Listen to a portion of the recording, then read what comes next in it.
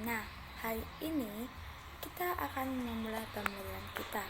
Sebelum kita memulai pembelajaran, ada baiknya kita berdoa dengan kepercayaan masing-masing. Berdoa dimulai. Berdoa selesai. Nah, hari ini kita akan mengecek kehadiran. Nanti kalau ibu panggil nama kalian, tolong bilang hadir ya. Nah, sebelum kita memulai pembelajaran, mari kita mengecek kerapian pakaian. Dilihat sampah-sampah yang ada di bawah mejanya, tolong dibuang ke tempat sampah dan rapikan mejanya sejajar. Hari ini kita akan belajar tentang dunia angkasa luar. Sebelum kita membahas materinya, apakah ada yang ingin dipertanyakan dengan materi sebelumnya? Jika tidak ada, mari kita membuka buku paket kita. Kita akan membahas tentang angkasa luar dan tata surya. Nah, apa sih itu tata surya? Tata surya adalah susunan benda langit yang terdiri atas matahari sebagai pusat tata surya, planet-planet, komet, meteoroid, dan asteroid yang mengelilingi matahari. Objek dalam matahari tata surya mengorbit pada matahari. Selain itu, gravitasi matahari juga mempengaruhi pergerakan benda-benda dalam sistem tata surya. Apa saja sih yang terdapat dalam tata surya? Nah, 1. Matahari, 2. Planet-planet, yang ketiga asteroid, dan yang terakhir satelit. Ada berapa sih planet-planet yang ada dalam tata surya kita? Siapa yang tahu? Nah, betul, ada 8. Coba sebutkan. Merkurius, Venus, Bumi, Mars, Jupiter, Saturnus, Uranus, dan Neptunus. Nah, di sini ada video tentang tata surya. Tolong diperhatikan dengan baik. Tata surya kan? Kira-kira tata surya itu apa ya? Ya, tata surya adalah matahari dan kumpulan benda langit yang beredar mengelilinginya, di mana matahari merupakan pusat tata surya. Selain matahari dan planet, di tata surya juga terdapat benda-benda langit lainnya, anak-anak. Nah, setiap benda langit ini memiliki ciri-ciri yang berbeda. Bagaimanakah ciri-ciri benda langit tersebut? Dapatkah kita melihat benda langit dari permukaan bumi? Nah, berikut ini akan kita bahas. Anak-anak, kita tinggal di planet bumi yang merupakan anggota dari sebuah tata surya. Sebenarnya, tata surya kita hanyalah sebagian kecil dari galaksi, anak-anak. Nah, apakah itu galaksi? Galaksi merupakan kumpulan gas, debu, dan miliaran bintang beserta tata surya. Tata surya kita hanyalah bagian kecil dari galaksi Bima Sakti. Apa itu galaksi Bima Sakti? Jadi, galaksi Bima Sakti disebut juga Milky Way, di mana Milky Way ini adalah tempat sistem tata surya yang kita tempati saat ini, anak-anak. Bumi dan benda-benda langit lainnya berada dalam susunan tata surya yang teratur. Dengan begitu, bumi tidak bertabrakan dengan benda langit lainnya. Benda-benda langit beredar mengelilingi matahari, di mana matahari itu merupakan pusat tata surya. Matahari adalah sebuah bintang. Bintang adalah benda langit yang dapat menghasilkan cahayanya sendiri, anak-anak. Nah, apakah itu matahari? Jadi, matahari merupakan bola gas yang bercahaya, di mana matahari ini tersusun atas 92% hidrogen dan 2% helium. Nah, anak-anak, tentu kalian tahu bahwa suhu matahari ini sangat panas. Jadi, suhu permukaan matahari itu kurang lebih 6.000 derajat Celcius, anak-anak. Dan pada bagian dalamnya itu lebih panas lagi, anak-anak, yaitu suhunya kurang lebih 15 juta derajat Celcius. Nah, jadi kalian bisa bayangkan betapa panasnya matahari tersebut. Perlu juga kalian ketahui bahwasanya secara garis besar, matahari tersusun atas 6 lapisan, anak-anak. Nah, berikut ini akan Bu Tridi sampaikan lapisan-lapisan yang menyusun matahari beserta fungsinya masing-masing. Nah, mulai dari lapisan yang pertama, lapisan ini disebut dengan lapisan korona. Nah, lapisan korona ini merupakan lapisan terang yang tampak menyelimuti matahari yang tersusun atas gas ringan. Jadi korona ini merupakan lapisan terluar dari matahari. Kemudian selanjutnya lapisan yang kedua ini disebut dengan kromosfer, di mana kromosfer ini merupakan lapisan yang berada di luar lapisan permukaan matahari yang tersusun atas gas ringan. Kemudian lapisan berikutnya disebut lapisan fotosfer, di mana lapisan fotosfer ini merupakan lapisan yang terlihat dari bumi yang tersusun atas gas yang bertekanan rendah. Kemudian lapisan yang selanjutnya disebut dengan lapisan konvektif, di mana lapisan konvektif ini merupakan lapisan yang berada setelah fotosfer dan menghantarkan energi matahari secara konveksi. Kemudian selanjutnya lapisan ini disebut dengan lapisan radiatif, di mana lapisan radiatif ini merupakan lapisan yang mengelilingi lapisan inti dan menghantarkan energi matahari dari dalam inti secara radiasi. Selanjutnya lapisan yang paling dalam itu disebut dengan lapisan inti. Nah, jadi ini adalah lapisan inti dari matahari. Lapisan inti merupakan lapisan yang terletak di bagian pusat yang menghasilkan energi matahari. Nah, jadi itulah keenam lapisan yang menyusun matahari, anak-anak. Selanjutnya, kita akan membahas tentang planet. Seperti halnya bintang, planet juga terlihat bercahaya di langit, anak-anak. Nah, tahukah kalian apa perbedaan antara bintang dan planet? Planet adalah benda langit yang tidak menghasilkan cahaya dan berotasi serta berevolusi mengelilingi matahari. Sedangkan bintang merupakan benda langit yang mampu menghasilkan cahayanya sendiri. Kemudian, planet berukuran cukup besar sehingga gravitasinya mampu mempertahankan bentuk bulat seperti bola. Nah, ini adalah ilustrasi dari tata surya, anak-anak, di mana matahari ini merupakan pusat tata surya dan dikelilingi oleh planet-planet yang berbentuk bulat seperti bola. Selanjutnya, di dalam tata surya itu terdapat beberapa planet, anak-anak. Nah, dulu kita mengenal 9 planet yang mengelilingi matahari. Ke-9 planet tersebut yaitu ada Merkurius, kemudian Venus, Bumi, Mars, Jupiter, Saturnus, Uranus, Neptunus, dan Pluto. Namun, berdasarkan peraturan baru tentang pengertian planet, bahwasanya Pluto tidak lagi dimasukkan ke dalam golongan planet, anak-anak.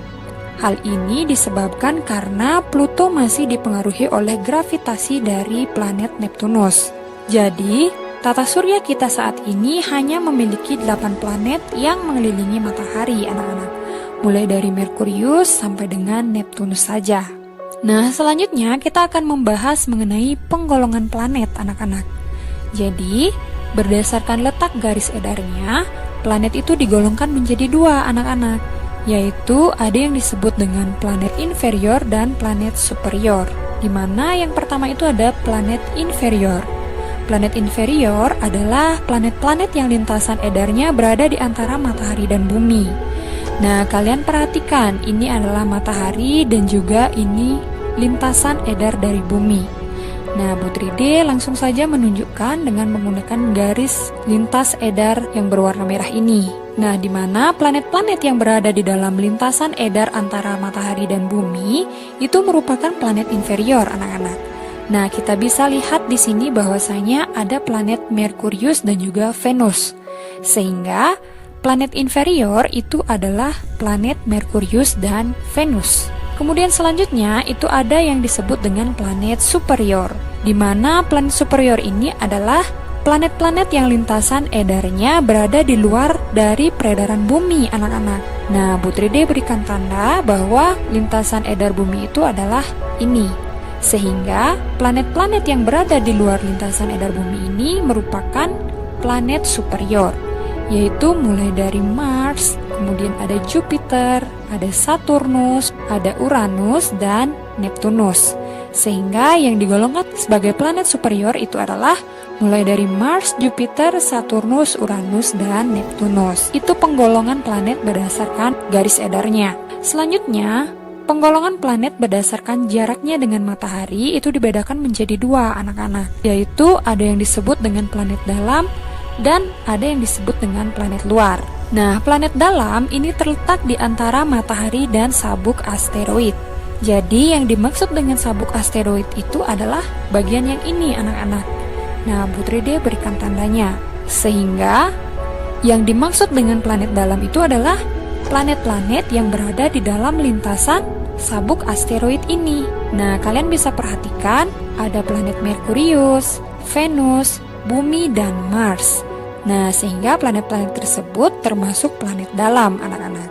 Kemudian yang kedua yaitu ada planet luar. Nah, di mana planet luar ini terletak lebih jauh dari matahari, yaitu setelah sabuk asteroid. Nah, kita berikan tanda sabuk asteroid ini.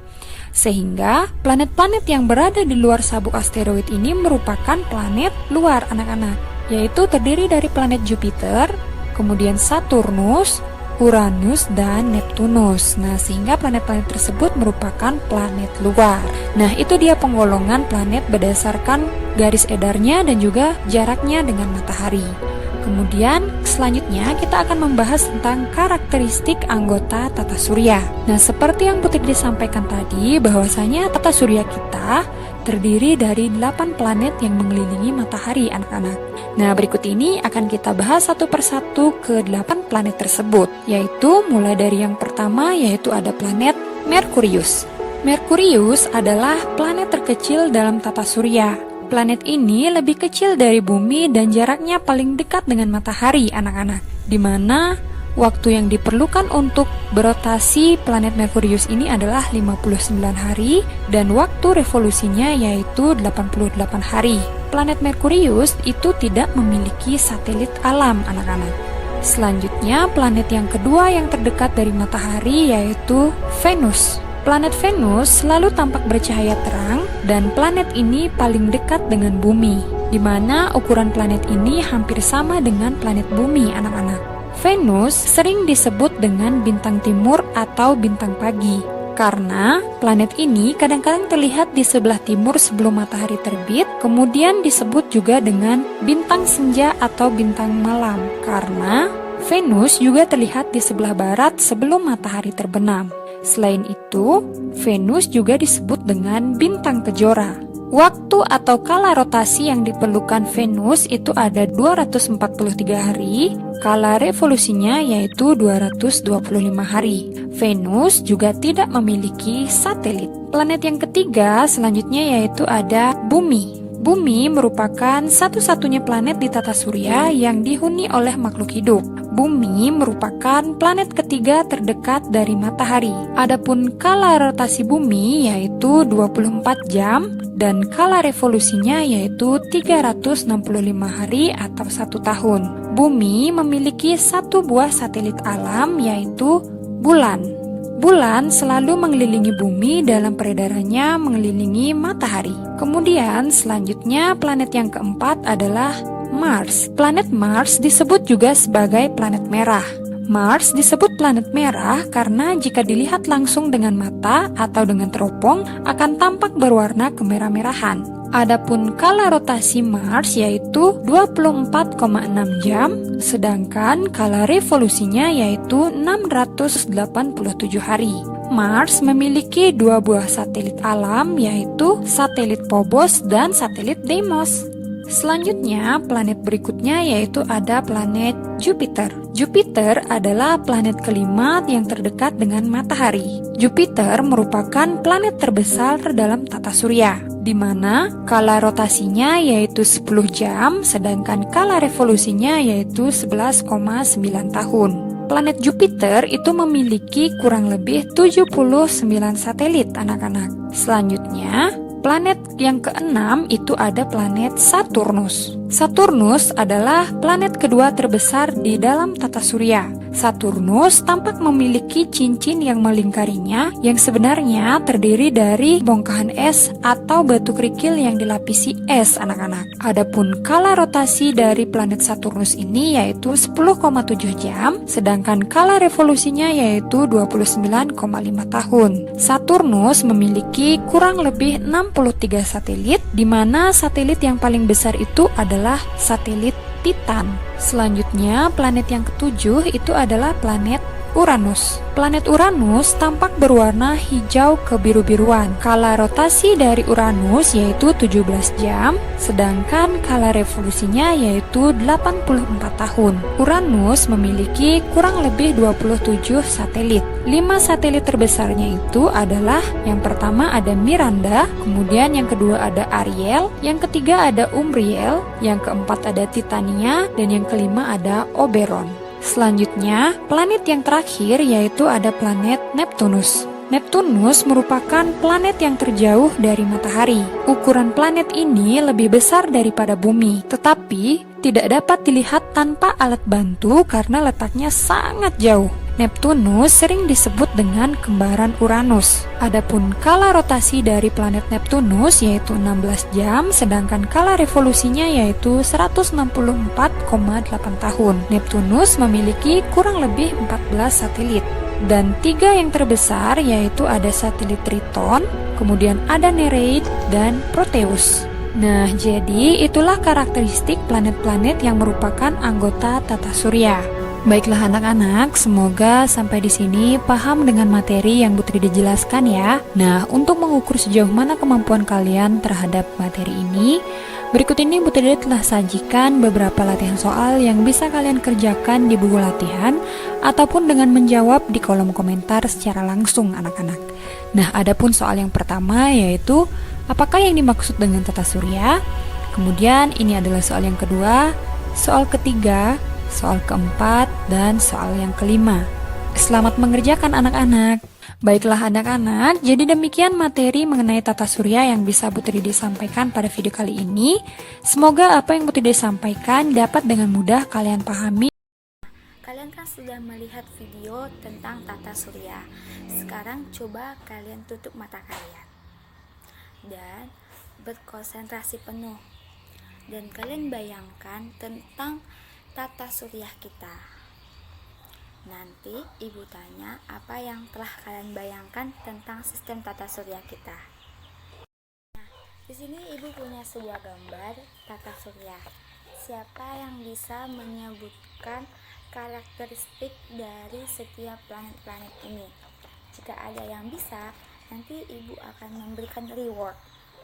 Nah, anak-anak, sekarang ibu akan memberikan kalian sebuah kelompok. Nah, tugas kalian yaitu melengkapi tabel jarak planet dari matahari yang ada di buku paket kalian.